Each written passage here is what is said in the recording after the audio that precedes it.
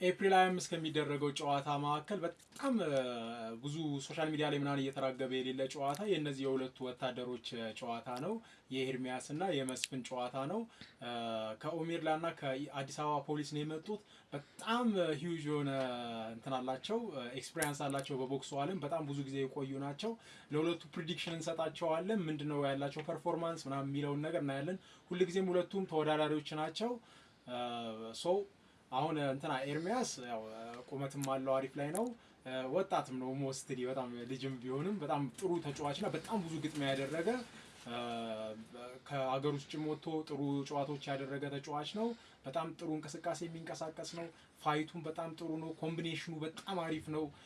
ቦዲ ሻቶቹ ከላይ የሚያገኛቸው ነገሮች በተለይ ቀኝ እጁ በጣም ጠንካራ ነው። በጣም የሚገርም ጨዋታዎች ነው የሚጫወተው። ስለዚህ በጣም እንደ ቀላል የምናየው ተጫዋች አይደለም። መስፍን ብሩ ደግሞ እሱ ደግሞ በጣም ብዙ ጊዜ የቆየ ቦክሱ ላይ በዲሲፕሊን በጣም ብዙ ጊዜ የሚሰራ በጣም የምናውቀው በጣም የምናከብረው ተጫዋች ነው። በጣም ምርጥ ቦክሰኛም ነው።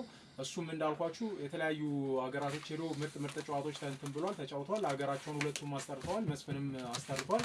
በጣም የሚገርም ፐርፎርማንስ ያሳዩ ተጫዋቾች ናቸው።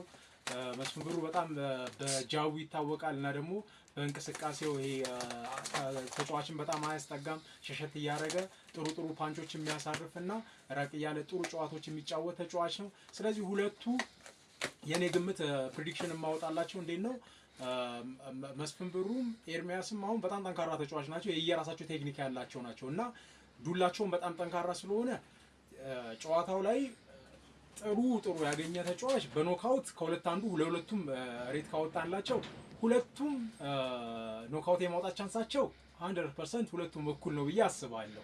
ነገር ግን ሙሉ ጨዋታው ካለቀና በነጥብ ከሆነ ግን በልምድም ነጥብ በማስቆጠርና በሽሽት ፋይቶች ነገሮችን ስለሚያደርግ ማለት በሽሽት ምለው ቴክኒካል ሽሽቶች እያደረገ ዱላዎች እንዳያርፉ ሳያስጠጋ ስለሚጫወት ምናምን ነገር ለመስፍን ብሩ ኦልሞስት 55 ሰጠዋለሁ። ኤርሚ ደግሞ እንዳልኳችሁ ነው፣ ያው ጥሩ ጨዋታ ይጫወታል፣ ተጠግቶ ነው የሚጫወተው። በጣም ፐርፌክት የሆነ ተጫዋች ነው።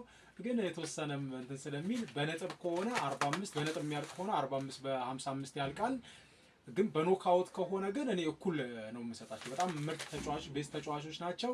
እነዚህን ሰዎች ተከታተሏቸው። በጣም የዛን ቀን የሚገርም ጨዋታ እናያለን ብዬ የማስበው ነው። ማስተር ቢኒያም ነኝ። ኮሜንት ላይ ማን ያሸንፋል የሚለውን እስቲ እናንተ አሸናፊ ማን ነው የሚለውን ኮሜንት ላይ እንድታስቀምጡኝ እፈልጋለሁ። አመሰግናለሁ።